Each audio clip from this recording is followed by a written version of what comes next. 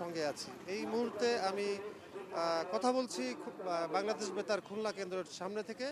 আপনারা দেখতে পাচ্ছেন যে একটি মানববন্ধন এখানে চলছে। এই মানববন্ধনটি মূলত বাংলাদেশ বেতার যে কেন্দ্রটি রয়েছে খুলনা কেন্দ্র, এই কেন্দ্রটি পূর্ণাঙ্গভাবে চালুর দাবিতে এই মানববন্ধন চলছে। এটি খুলনা বেতার শিল্পী সারথি এই সংগঠনের উদ্যোগে।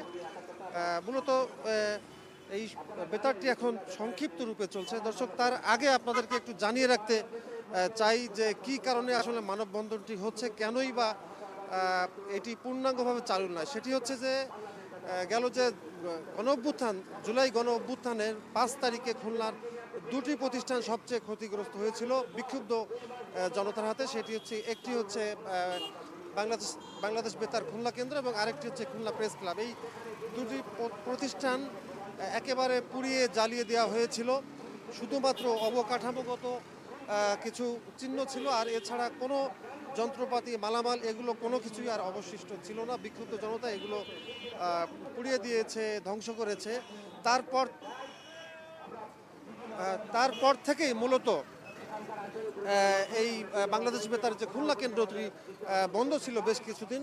তবে সম্প্রতি সময়ে মাত্র দুটি স্টুডিও চালু করে কোনো রকমভাবে কিছু অনুষ্ঠান সংক্ষিপ্তভাবে চলছে, যে কারণে পূর্ণাঙ্গভাবে যে বেতারের যে অনুষ্ঠানগুলো এতদিন চলেছে সেগুলো চালু করা সম্ভব হচ্ছে না। তবে এক বছরের বেশি সময় পেরিয়ে গেলেও যে এখনও পূর্ণাঙ্গভাবে চালু করা সম্ভব হয়নি। সে কারণেই এই শিল্পী যারা এখানে আছেন, এই বেতারে যারা বিভিন্ন ধরনের অনুষ্ঠানের সাথে সম্পৃক্ত, তাদের উদ্যোগে এই মানববন্ধনটি হচ্ছে। তারা বলছেন যে কর্তৃপক্ষ চাইলে আরও দ্রুতভাবে বা আরও এখন যতটুকু চলছে তার থেকে আরও একটু সুবিধা বাড়িয়ে বা সুবিধা করে এই কাজগুলো করা সম্ভব হবে, কিন্তু কর্তৃপক্ষ সেটি করছেন না, এমন অভিযোগই এখানে যারা এসেছেন মূলত তারা সেটি দাবি করছেন। আমরা একটু কথা বলবো এই এই মানববন্ধনে যারা অংশ নিয়েছেন তাদের সাথে একটু কথা বলবো যে কি কারণে বা কিসের দাবিতে তারা এই মানববন্ধন করছেন, তারা একটু কথা বলবো আপনার সাথে। আপনি আমাদেরকে একটু বলবেন যে মূলত কি কি দাবি নিয়ে আপনারা এখানে আজকে মানববন্ধনে দাঁড়িয়েছেন? মূলত 5ই আগস্ট খুলনা বেতার পোড়ায় দেওয়া হয়, অগ্নিসংযোগ করা হয়, লুটপাট হয়। এরপর থেকে 3 মাস বেতার কেন্দ্রটি বন্ধ ছিল। এরপরে স্বল্প পরিসরে ছোট একটি দুটো স্টুডিও দিয়ে চালু হয়েছে। এরপরে আমরা শুনছি যে এখান থেকে বাজেট প্রত্যাহার হচ্ছে, বাজেট নেই। আমি ব্যক্তিগতভাবে নাটকের শিল্পী হিসাবে বলতে পারি যে আগে যেখানে সব মাসে 8টি নাটক হইতো সেখানে একটি নতুন নাটক হচ্ছে।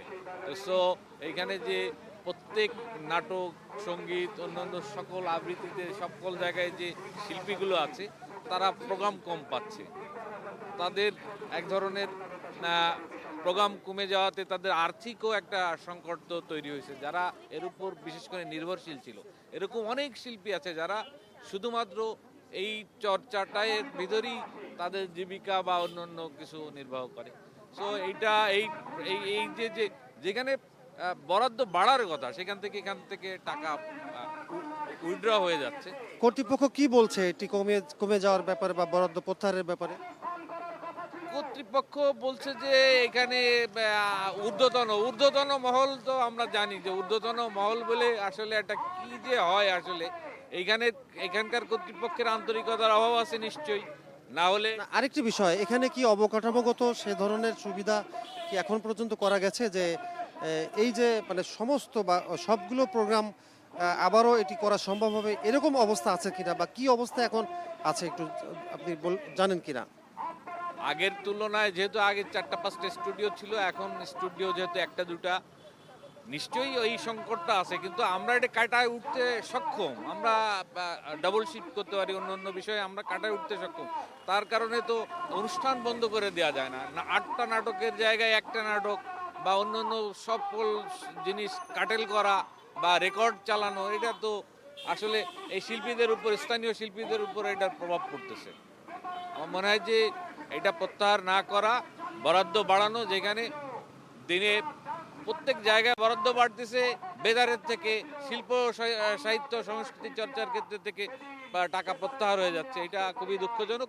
আমরা দাবি করি বরাদ্দ পূর্বের অবস্থায় ফেরত আসুক এবং আগের মতো সচল থাকুক খুলনার শিল্প সাহিত্য সাংস্কৃতিক চর্চা।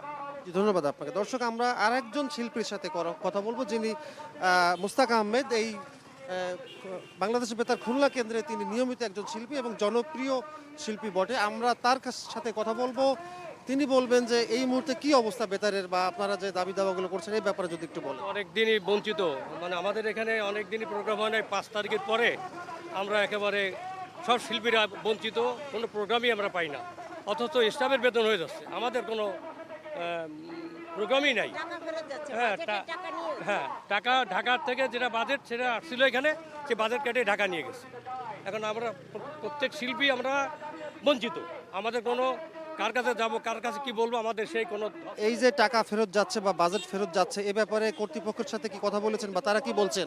যে ওটা ইয়ে হয়ে গেছে, ওটা মানে তারা ওটা ইয়ে করতেছে আর কি, যে এটা কার আমরা করবো না, ওটা বানচাল করে দেবে খুলনা বেতার। তার আর এখানে কোনো গুরুত্ব নাই আমাদের খুলনা বেতারে। তো আমরা এখন আন্দোলনে গেছি, আল্লাহ ভরসা এই সরকারের কাছে আমরা এটা চাও আমাদের, যে আমাদের পূর্ণমান। আমি 86 থেকে খুলনা বেতারে, এখন আমাদের কোনো প্রোগ্রাম পাই না, এটা আমাদের প্রত্যাশা সরকারের কাছে। জি, ধন্যবাদ। দর্শক, আপনারা শুনছিলেন যে আমরা কথা বলছিলাম কয়েকজন শিল্পীর সাথে, তারা সবাই বলেছেন যে তারা বলছেন যে এই দুরবস্থার মধ্যেও বা এই ভঙ্গুর পরিস্থিতির মধ্যেও যে সরকার থেকে যে বরাদ্দ দেওয়া হচ্ছে, সেই বরাদ্দ ফেরত চলে যাচ্ছে। সেই বরাদ্দ দিয়েও কিছু প্রোগ্রাম বা অন্যান্য অনুষ্ঠান করা সম্ভব হতো, সেটিও করা হচ্ছে না। এখানকার যারা কর্তৃপক্ষ আছে তাদের গাফিলতি বা অবহেলা, এমনটাই অভিযোগ করেছেন এখানে দাঁড়ানো যে যারা শিল্পী দাঁড়িয়েছেন। শিল্পীদের সাথে দর্শক আমরা দেখতে পাচ্ছি অনেক সাধারণ মানুষও দাঁড়িয়েছেন এখানে। খুলনার যে সাধারণ যারা সংস্কৃতি প্রেমী, সংস্কৃতি মনা, তারাও অনেকে দাঁড়িয়েছেন। অনেক সামাজিক সংগঠনের নেতৃবৃন্দ তারাও এখানে দাঁড়িয়েছেন। সবার একটাই কথা, বা সবাই একটা কথাই বলেছেন, যে এই পূর্ণাঙ্গভাবে চালু না হলেও যতটুকু সম্ভব বা যতটুকু বাজেট ইতিমধ্যেই এসেছে সেইগুলো দিয়েও যতটুকু সম্ভব, যতটুকু আয়োজন করা যায় সেটিও করতে হবে। আর তা না হলে তারা আজ এই মানববন্ধন করছেন, এটি তাদের আন্দোলন কর্মসূচির প্রথম ধাপ। এর পরবর্তীতে তারা ধাপে ধাপে আরও কর্মসূচি পালন করবে, ঘেরাও কর্মসূচি সহ আরও অন্যান্য কর্মসূচি, যেন এই খুলনার এই বেতারের মাধ্যমে যে সংস্কৃতি মনা যারা আছেন বা যেসব শিল্পী অন্যান্য যারা রয়েছেন এর সাথে সংশ্লিষ্ট, তারা যেন তাদের কাজে ফিরে যেতে পারেন। এর সাথে তাদের অর্থনৈতিকভাবেও তারা ক্ষতিগ্রস্ত হচ্ছেন, এমনটাও বলেছেন। আমরা দেখছি যে কথা বলছেন এই অনুষ্ঠানের মূল আয়োজক যিনি জনাব তুহিন, তিনি দাবি করছেন কিছু। আমরা একটু শুনতে চাই তিনি কি বলছেন। যদি সম্প্রচার কেন্দ্র হিসেবেই আপনারা খুলনা বেতারকে চালাতে চান, আপনারা খুলনা বেতারকে ওই অবস্থায় পরিচিত করতে চান, তাহলে আমরা জানিয়ে দিতে চাই, খুলনা বেতারে যে কজন সরকারি কর্মচারী কর্মকর্তা রয়েছেন, যারা সরকারের বেতন পান, কি কারণে তারা বেতার খুলে বেতন নিচ্ছেন? সরকারের কাছে প্রশ্ন, কি কারণে শিল্পীদের বাদ দিয়ে প্রোগ্রাম চালানোর পায়তারা করছেন? আমরা জানতে চাই। কর্মকর্তা কর্মচারীরা বেতন পাবেন, শিল্পীদের প্রোগ্রাম হবে না, বেতারের দরজা খুলে রেখে লাভ কি? আমরা চাই শিল্পীদের এবং কর্মকর্তা কর্মচারীদের সহ অবস্থান। আমরা বেতারের যারা কর্তৃপক্ষ রয়েছেন তাদের দৃষ্টি আকর্ষণ করব। আপনারা দেখছেন খুলনা বেতারের সামনে বেতার শিল্পীরা কিভাবে দাঁড়িয়ে মানববন্ধন করছেন। এই মানববন্ধন করার কথা ছিল না। 5ই আগস্টের পর পট পরিবর্তন হয়েছে। আমরা ভেবেছিলাম বৈষম্য থেকে মুক্ত হয়েছে বাংলাদেশ, কিন্তু কোথায় মুক্তি দেখতে পাচ্ছি না। আমরা মুক্তি দেখতে পাচ্ছি না বেতারের শিল্পীদের, আমরা মুক্তি দেখতে পাচ্ছি না খুলনা বেতারের সংস্কারের, আমরা মুক্তি দেখতে পাচ্ছি না খুলনা বেতারের বাজেটের। আমরা চাই খুলনা বেতারকে দর্শক, আমরা দেখছিলাম, আপনারা দেখছিলেন যে এই খুলনা বেতার চালুর দাবিতে বা পূর্ণাঙ্গভাবে চালু বা অন্যান্য যে দাবি রয়েছে তার দাবিতে এই আয়োজকরা কথা বলছেন।